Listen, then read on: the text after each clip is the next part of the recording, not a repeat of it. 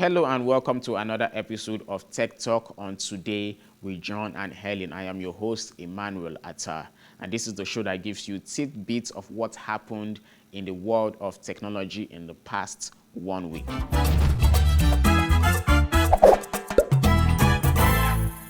Now, Intel has announced an expansion of its bug bounty program with Project Circuit Breaker.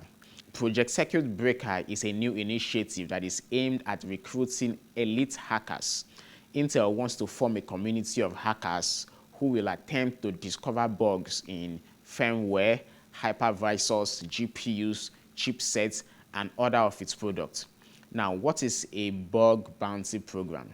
Bug bounty program is a deal offered by many websites and organizations where individuals can receive recognition and money for reporting bugs and weak points in their systems, software, apps, and so on that hackers can exploit.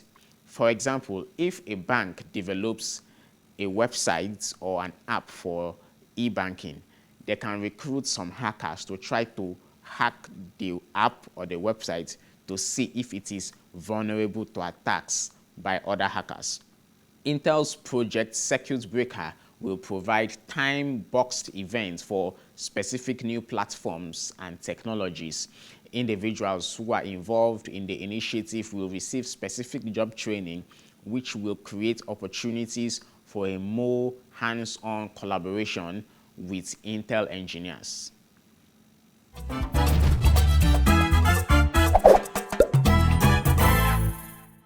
The Joe Biden administration is considering new rules that would grant the government greater oversight over apps that it views as potential security risks. Among the apps that could be impacted by these new rules is TikTok, whose parent company is ByteDance, that is headquarters in China. The U.S. Commerce Department's proposal outlines China as a foreign adversary. The proposal opens the door for apps like TikTok to be required to submit source code and other data logs to a third-party auditor.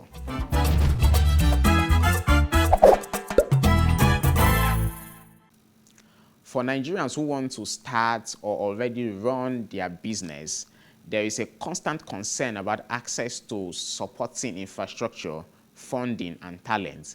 These concerns are the primary causes of the high failure rates among startups in Africa. Now, in a bid to increase the success rate and accelerate the transition to a digital economy, the Saudi Arabian government is partnering with Nigerian authorities to provide Nigerian entrepreneurs with expedited entry and support via the Digital Cooperation Organization, DCO, Startup Passport. Now, the Startup Passport initiative, which will ultimately be between the 8 member DCO countries, rolled out initially in Saudi Arabia and Nigeria. This announcement implies that Nigerian startups building products that primarily serve the Middle East and North African region are invited to build their companies from Saudi Arabia with support from the government.